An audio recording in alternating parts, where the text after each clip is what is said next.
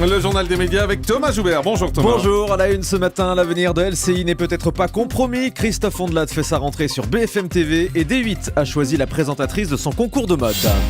Et on commence avec le patron du groupe Bouygues qui évoque une poursuite des activités de LCI. Après la décision du CSA qui a refusé le passage de la chaîne Info sur la TNT gratuite cet été, Nonce Paolini a clamé haut et fort que LCI allait devoir fermer au 31 décembre. Mais le propriétaire du groupe TF1, Martin Bouygues, a affirmé hier qu'aucune décision définitive n'a été prise. Il laisse même la porte ouverte à une poursuite de LCI d'une manière ou d'une autre, en précisant que l'avenir de la chaîne serait lié à de nouvelles demandes de passage en gratuit. Du côté de Paris Première, Nicolas de Taverneau annonce que la chaîne ne fermera pas, ou en tout cas pas tout de suite. Le groupe M6 décidera dans les prochains mois de son avenir en fonction de ses négociations avec les câbles opérateurs qui assurent aujourd'hui l'essentiel de ses revenus. Christophe Ondelat fait son retour ce soir à la télé. On vous l'avait annoncé en exclu dès le mois de juin. Christophe Ondelat rejoint BFM TV pour présenter la tranche 20h minuit tous les vendredis, samedis et dimanches soirs.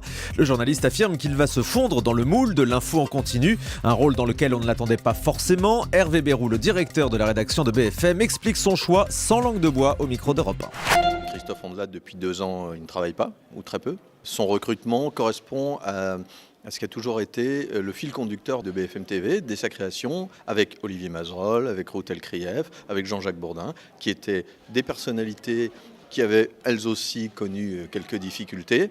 Et Christophe s'inscrit exactement dans cette logique-là. Voilà, il a toutes les qualités pour s'intégrer parfaitement sur BFM TV, et non pas en tant que star. En l'occurrence, le recrutement de Christophe, ce n'est pas un recrutement de quelqu'un qui serait aujourd'hui au sommet de l'affiche, au sommet de la réussite. Ça, effectivement, BFM TV ne l'a jamais fait et continue de ne pas le faire.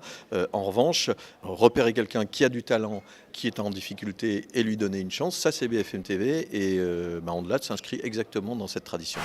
Étonnant les propos quand même. Quelqu'un qui est en difficulté mais qui a du talent, c'est étonnant d'entendre le patron de BFM TV dire ça. TF1 prépare une nouvelle déclinaison de Bienvenue chez nous. Après les gîtes et les campings qui cartonnent en ce moment à 17h, TF1 développe Bienvenue à l'hôtel selon TV Mag. L'émission reprendra le même principe.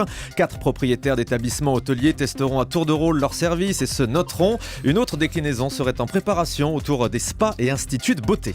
La suite des auditions à l'aveugle de The Voice Kids demain soir sur TF1. Vous le savez, l'émission réservée aux enfants de 5 à 16 ans. Certains jugent le principe un peu cruel de mettre les enfants en compétition.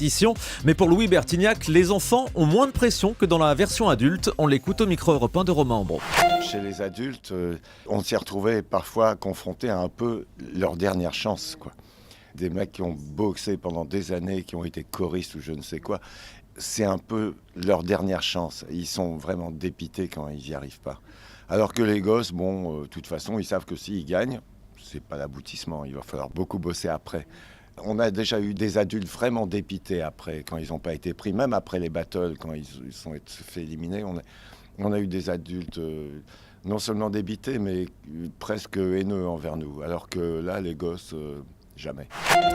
D8 a choisi l'animatrice de son émission sur la mode. La chaîne lancera cette saison Projet Fashion, l'adaptation de l'émission américaine Project Runway. Et c'est donc Absa Toussi, chroniqueuse du Grand 8 aux côtés de Laurence Ferrari, qui présentera le programme. Une dizaine de stylistes en herbe seront en compétition devant un jury de professionnels. L'émission automobile Top Gear, on dit, c'est ça ? Top Gear, oui. Bientôt adaptée en France. La chaîne RMC Découverte diffuse actuellement la version britannique de cette émission consacrée aux voitures à travers des défis spectaculaires. La chaîne a annoncé hier qu'une adaptation française allait voir le jour en 2015. Le nom de Christophe de Chavannes, grand amateur de sport automobile, est cité pour la présenter.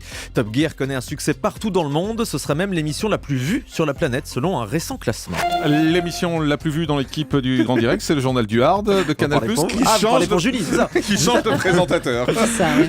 Le journal du Hard dont Julie va nous rappeler le principe. Oui, c'est moi qui présente, donc... Ce serait drôle, remarquez. On va leur proposer à Un Canal. contre-emploi magnifique, non ? Contre-emploi, je sais pas, mais en tout cas, ce serait drôle. L'émission s'intéresse donc à l'actualité du porno, diffusée le premier samedi du mois à minuit depuis 91. La jeune actrice Donia Eden cède sa place cette saison à Sébastien Toen, chroniqueur dans le Grand Journal. Il succède entre autres à Clara Morgan, Julia Chanel, Alexandre Devoise ou Philippe Vandel. Vous avez déjà vu des pornos ? Des pornos, oui, des films pornos. Des films, oui. Ah, c'est arrivé, d'accord. Ah bah quand même. Non, parce qu'il y a beaucoup de gens qui n'ont jamais vu ça. Oui, en c'est fait. vrai, moi j'en fais Régulièrement, pas ça tous les d'accord. samedis, mais Non, un sur j'ai dû deux. en voir 2 dans ma vie, quoi. Ah oui, 2. 1, 2. Toujours sur Canal+, le Before revient le 23 septembre. Malgré ses faibles audiences, l'émission de Thomas Touroud a été reconduite. Si le Grand Journal a déjà recommencé depuis lundi, le Before ne débutera qu'à la fin du mois. L'émission se déroulera dans un nouveau décor et avec moins de public que l'an dernier. Et puis plus triste, l'actrice et animatrice Joan Rivers est toujours entre la vie et la mort. Je l'adore en plus. Ouais, Elle est génial. drôle, elle est Ouais, géniale. ouais, c'est une légende de la télé américaine avec son émission Fashion Police. Son état est stationnaire ce matin. Elle a été victime d'un arrêt cardiaque pendant une opération des cordes vocales. Joan Rivers est âgée de 81 ans. Ouais, et qu'est-ce qu'elle balance en plus, si vous la connaissez pas, si vous avez l'occasion de regarder, elle balance sur toutes les stars Ouais, américaines. elle décrypte le look des stars d'une manière Ah ouais, incroyable. Elle est moi, toujours en activité à 80 ans. Ouais, bien sûr, c'est elle cool. a une émission qu'elle tourne Ah ouais régulièrement. Ouais. Moi, à côté d'elle, je suis Michel Ouais. Drucker.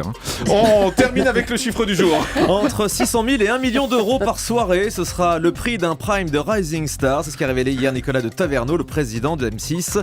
C'est beaucoup plus que les tarifs habituels de la chaîne. L'émission doit durer environ 3 mois, tous les lundis soirs à partir de fin septembre. Merci beaucoup Thomas.